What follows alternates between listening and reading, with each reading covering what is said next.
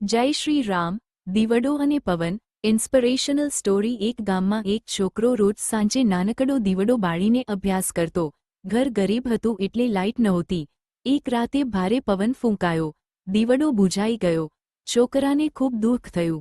છોકરો રડી પડ્યો અને બોલ્યો, મારા પ્રયત્નો સામે આ પવન કેમ? એ જ સમયે તેના દાદા પાસે આવ્યા અને બોલ્યા, પવન તો ઘણા આવશે, પણ જો તું દીવડાને ઢાંકીને રાખશો તો પ્રકાશ તારો જ રહેશે. દાદાએ પોતાની હાથની ઢાલથી દીવડો ફરી બાળ્યો અને બોલ્યા, બાહ્ય મુશ્કેલીઓ તને રોકવા નહીં, મજબૂત બનાવવા આવે છે. જીવનમાં પ્રકાશ બચાવવો હોય તો જહેમત તારી જ છે. આ શબ્દો છોકરાના મનમાં બેઠા. પછી એ છોકરો જીવનમાં અનેક મુશ્કેલીઓ વચ્ચે પણ અભ્યાસ કરતો રહ્યો અને વર્ષો પછી એક સફળ અધિકારી બન્યો. મોરલ: મુશ્કેલીઓ પવન છે, તું દીવડો. પવનને રોકી નહીં શકાય, પરંતુ તારો પ્રકાશ તું જરૂર બચાવી શકે છે.